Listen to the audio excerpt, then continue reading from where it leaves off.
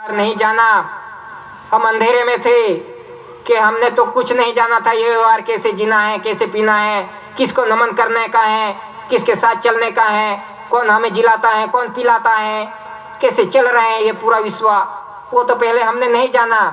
लेकिन आज व्यवहार जाना है तो आज भी समय है कि आज चैतन्य तू चेती लेने मटी जैसे भव फिर, कि आज भी समय है तू चेत जा, नहीं तो ये वियोगी होके ये जीव ऐसे ही भटकता रहेगा, कितने अवतारों में ऐसे ही भटकता रहेगा। फरी फरी बेहाल थयो मरसे नहीं तारो ठाम, कि फरी फरी भटक भटक के ऐसे ही बेहाल हुआ, मैं नहीं तारो ठाम। बाप पद के बिना कोई ठाम नहीं। बड़ाई मारी मारी ने पूरो करियो आ मनो अवतार, नहीं विचारी लीधो के मारो क्या छे मुकाम, कि बड़ाई मार मार के ये अवतार हमने तो पूरा कर दिया कि मनुष्य में तो इतनी बड़ाई है कि मैं इतना धनवान, कि मेरे पास इतनी पावर है, मेरे पास इतनी सत्ता है, कि मैं इतना बड़ा खेडूत, मेरे पास सब कुछ है, मेरे पास जो करना हो वो कर सकता हूँ, एक झटके में कर सकता हूँ, इतनी दौलत है मेरे पास, जो करना हो वो कर सकता हूँ।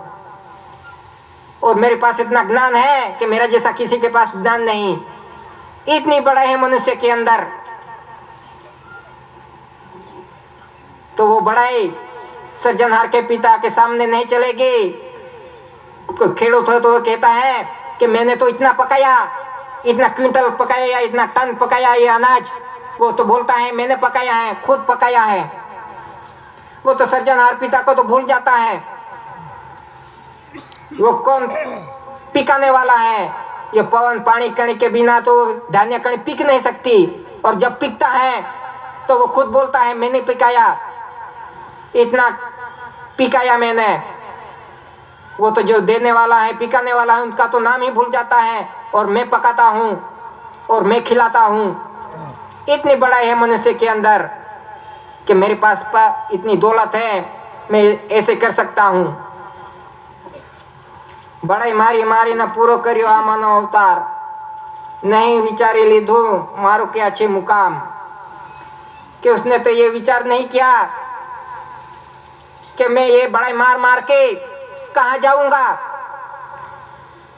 कि सृजनहार पिता तो देख रहा है मनुष्य क्या कर रहा है, ये धरती माता पे क्या कर रहा है, ये क्या ढोंग कर रहा है, कितनी बड़ाई मार रहा है और कितने ढोंगी बन के क्या कर रहा है। वो तो सृजनहार पिता देखने वाला है। तो फिर वो जाएगा तो फिर कहाँ जाएगा? वो भी एक दिन जाने वाला है ये मनुष्य।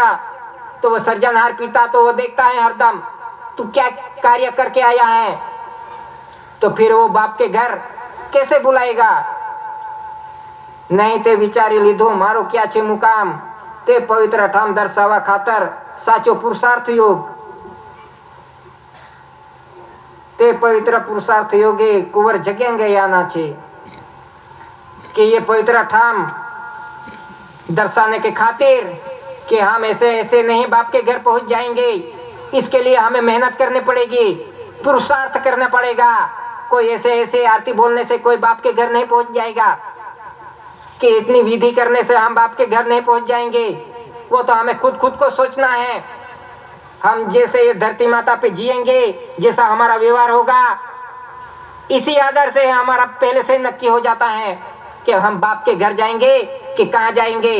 नहीं तो हम कितनी भी इधर विधि करते रहेंगे कि इसको बाप के घर पहुंचवाना है, वो विधि भी कोई काम नहीं आएगी। हमारा कर्म ही, हमारा मन विचार वाणी कर्म, वो ही हमें बाप के घर ले जाएगा।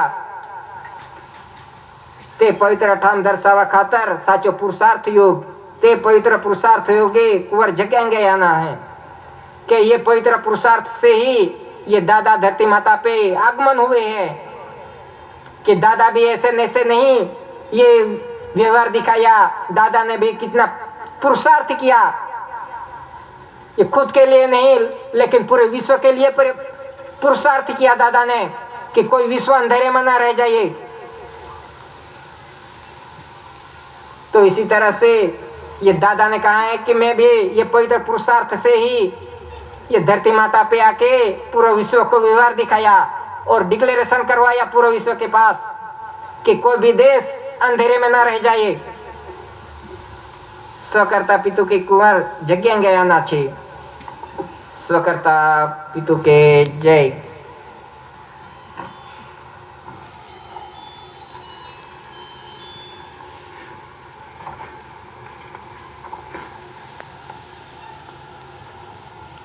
स्वकर्ता पितु के जय।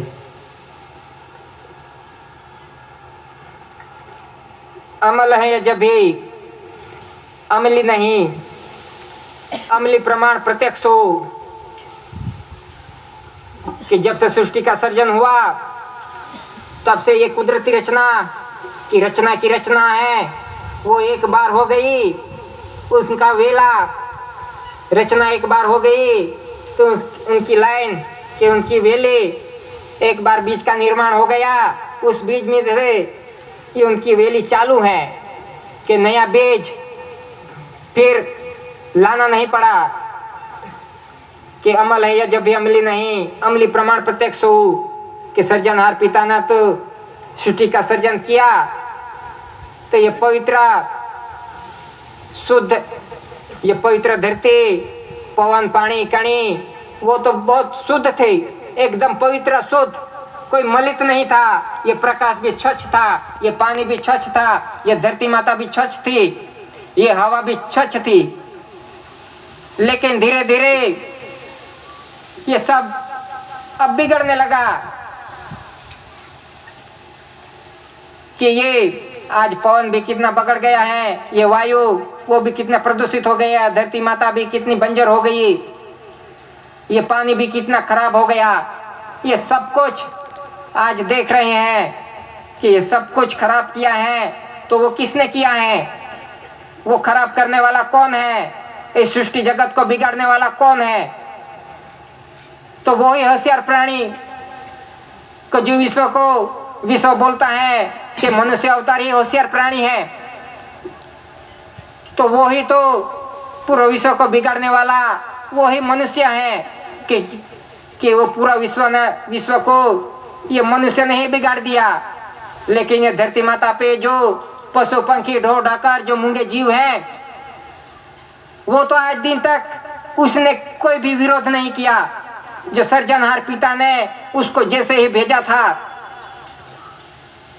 ये पशु पंखी ढोर ढाकर जो भी जीव जंतु हैं उनको जैसे ही भेजा था उनके ही अधीन वो जी रहे हैं।